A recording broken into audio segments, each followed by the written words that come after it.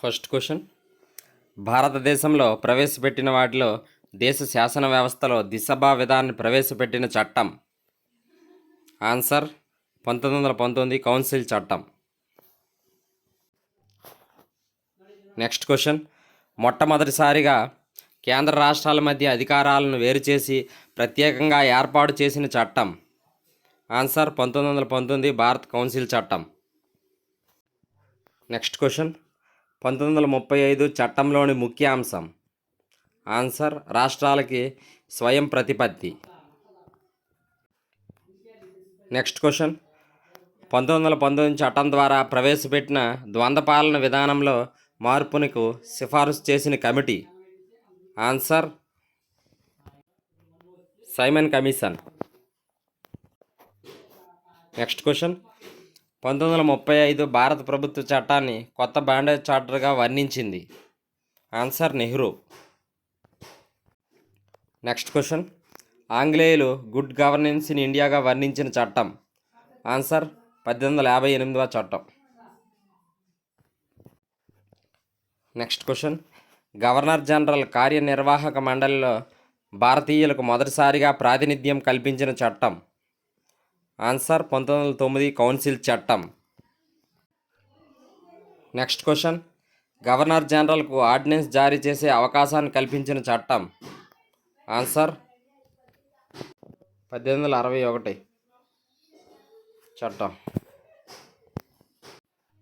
Next question, భారతదేశంలో మత ప్రాతిపదిక ప్రాతినిధ్య పితామహుడు. Answer Minto. Next question, Lord Birkenhead వ్యాఖ్యలకు సమాధానంగా దీనిని పేర్కొంటారు. దేనినంటే నెహ్రూ నివేదికను. నెక్స్ట్ క్వశ్చన్, మహాత్మా గాంధీ హాజరైన రౌండ్ టేబుల్ సమావేశం ఏది. ఆన్సర్ 2వ రౌండ్ టేబుల్ సమావేశం. నెక్స్ట్ క్వశ్చన్, కమ్యూనల్ అవార్డు అనగా 1932 అనగా ముస్లింలకి ప్రత్యేక నియోజక గణాలు, సిక్కులు క్రిస్టియన్లకు ప్రత్యేక గణాలు, షెడ్యూల్ కులాలకు నియోజక గణాలు, ఈ మూడునండి. నెక్స్ట్ క్వశ్చన్, పూనా ఒప్పందం ఎవరెవరి మధ్య జరిగింది. గాంధీ బిఆర్ అంబేద్కర్ మధ్య జరిగింది. ఎన్నో సంవత్సరం అంటే 1932. నెక్స్ట్ క్వశ్చన్, రౌండ్ టేబుల్ సమావేశాల గురించి సరైనది.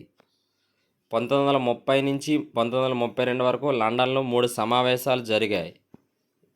రౌండ్ టేబుల్ సమావేశాల ఆధారంగా 1935 భారత ప్రభుత్వ చట్టం రూపొందించారు.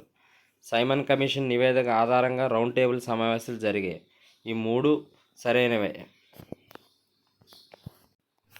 నెక్స్ట్ క్వశ్చన్, భారత ప్రభుత్వ చట్టం 1935 ప్రకారం కార్యనిర్వహణ అధికారం కలిగి ఉండినది. ఆన్సర్ కౌన్సిల్ అందలి గవర్నర్ జనరల్కి. నెక్స్ట్ క్వశ్చన్, రాష్ట్రాల్లో దిశభా విధానం, కేంద్రంలో ద్వంద్వ ప్రభుత్వం ఏర్పాటు చేసిన చట్టం. ఆన్సర్ 1935 భారత ప్రభుత్వ చట్టం. నెక్స్ట్ క్వశ్చన్, 1935 చట్టం బలమైన బ్రేకులుండి ఇంజిన్ లేని యంత్రం అని ఎవరు అన్నారు. ఆన్సర్ నెహ్రూ గారు అన్నారు.